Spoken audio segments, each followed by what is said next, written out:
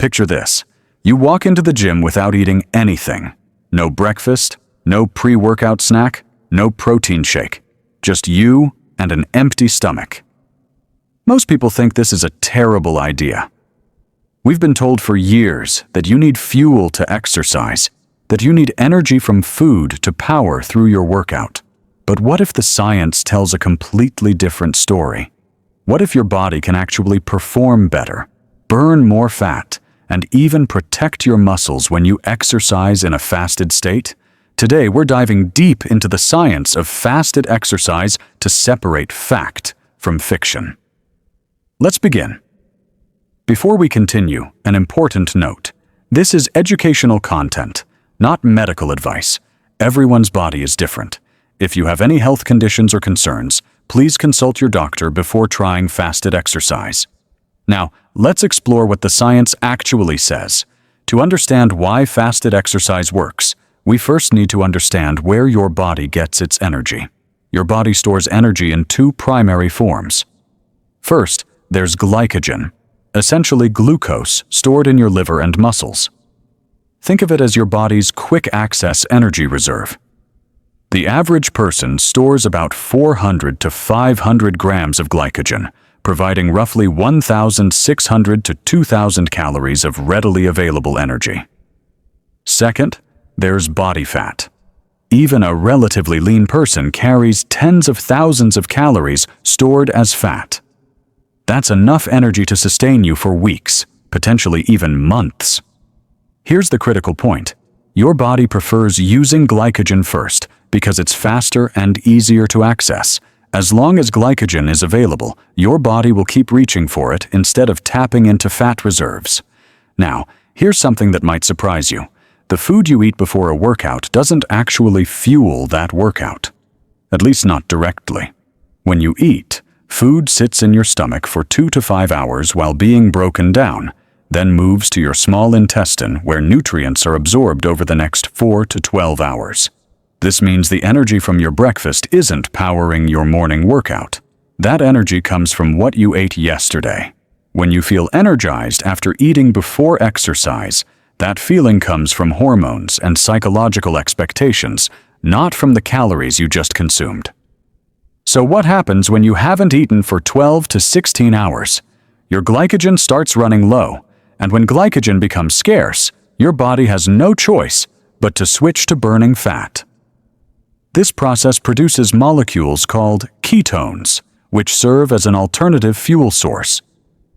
This is where fasted exercise becomes particularly powerful. Let's examine what actually happens inside your body when you exercise in a fasted state. Benefit number 1, significantly increased fat burning. When you exercise without eating, insulin levels are low. Low insulin means fat is free to leave your fat cells and be used for energy. A comprehensive analysis published in the British Journal of Nutrition reviewed 27 studies involving 273 participants. The conclusion was clear. Aerobic exercise performed in a fasted state leads to significantly higher fat oxidation compared to exercise after eating. How much higher? Some studies suggest 20 to 30% more fat burning during fasted exercise. When you eat before exercise, insulin rises and essentially locks fat inside your cells. When you fast, that lock is removed. Benefit number 2, dramatic increase in growth. Growth hormone does 2 critical things. It helps build and repair muscle tissue, and it signals fat cells to release stored fat for energy. Here's what's fascinating. Both fasting and exercise independently trigger growth hormone release. When you combine them, the effect amplifies significantly. A study published in the Journal of Clinical Endocrinology and Metabolism found that during exercise, growth hormone levels rapidly increased to more than 10 nanograms per milliliter. During 72 hours of fasting, levels were about 3 times higher than normal. Other studies have recorded increases of 5 to 14 times baseline levels. What does this mean? When you exercise while fasting, you're triggering growth hormone from 2 different sources simultaneously. This hormone protects muscle mass while promoting fat breakdown, which is why people who combine fasting with exercise often maintain or even build muscle while losing fat. Benefit number 3, improved insulin sensitivity. Insulin sensitivity refers to how well your cells respond to insulin. When sensitivity is high, your body needs only a small amount of insulin to move glucose into cells efficiently. When it's low, called insulin resistance, your body needs more and more insulin to do the same job. When you exercise, muscles need glucose for fuel and become more receptive to taking it in, even without much insulin present. When you're fasting, insulin is already low. Combine these factors, and your body learns to manage glucose more efficiently with less insulin. Research shows that exercising in a fasted state improves insulin sensitivity more effectively than exercising after eating, and this improvement lasts for many hours after your workout ends. Benefit number 4, enhanced mental clarity. Many people report feeling more alert, focused, and mentally sharper when exercising on an empty stomach.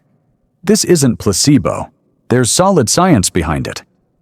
Part of this comes from BDNF, brain-derived neurotrophic factor, a protein that supports nerve cell growth and development in the brain. Both fasting and exercise increase BDNF production. When combined, levels may rise even higher. Another factor is ketones. When you fast, your liver produces ketones from fat. These can cross the blood-brain barrier and provide energy directly to your brain, which functions very efficiently on ketones. There's also an evolutionary perspective. Our ancestors didn't have constant food access. They often woke hungry and had to hunt before eating. If their bodies became weak and foggy when hungry, they wouldn't survive.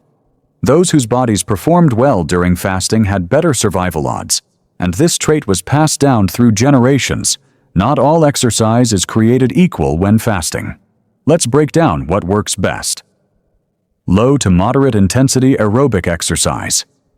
This includes walking, light jogging, easy cycling, or gentle swimming, activities where you can still hold a conversation. This type of exercise is ideal for fasted training because at lower intensities, your body primarily burns fat.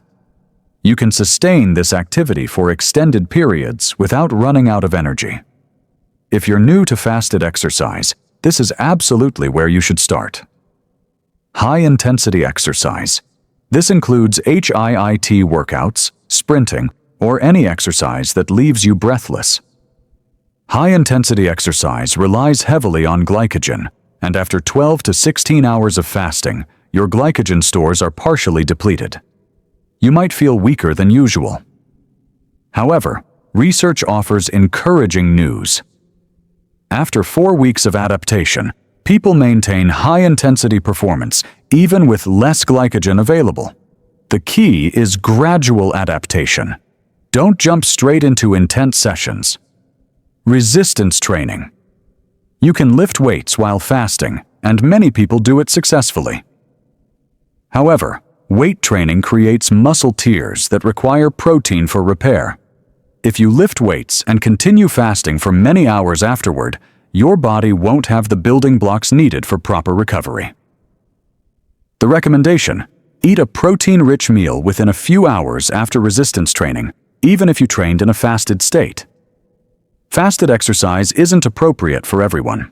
You should avoid it if you're pregnant or breastfeeding, have a history of eating disorders, have type 1 diabetes, or use insulin, have chronic kidney disease, are underweight, or take medications that must be taken with food. Warning signs to stop immediately include severe dizziness, heart palpitations, confusion, extreme weakness, or nausea.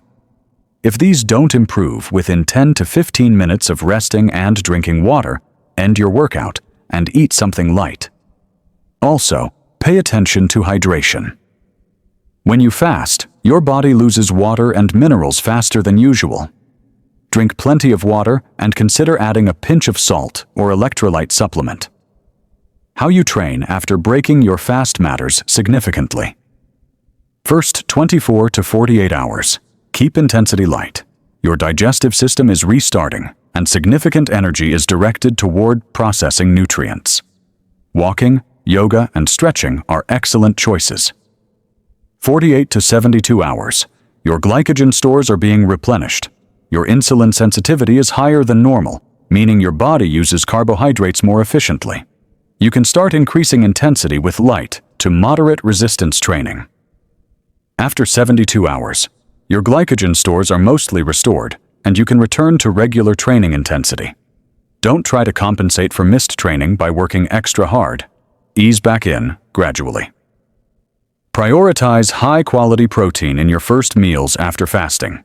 Your body is in an optimal state for building and repair with elevated insulin sensitivity and growth hormone. Spread protein intake throughout the day rather than loading it all into one meal. Exercising while fasting isn't reckless when done properly. Your body was designed to function well without constant food intake. When done correctly, fasted exercise can significantly increase fat burning, boost growth hormone, improve insulin sensitivity, and enhance mental clarity. The key is understanding your body and making smart choices. Start with low intensity, progress gradually, pay attention to warning signs, stay hydrated, and provide proper nutrition when you break your fast. That pre-workout meal you thought was fueling your exercise? It's not. The energy comes from yesterday's food, from your glycogen stores, and from your fat reserves. When you exercise while fasting, you're simply training your metabolism to be more flexible and efficient. After learning the science, where do you stand? Is fasted exercise overrated, underrated, or just right? Let me know in the comments below.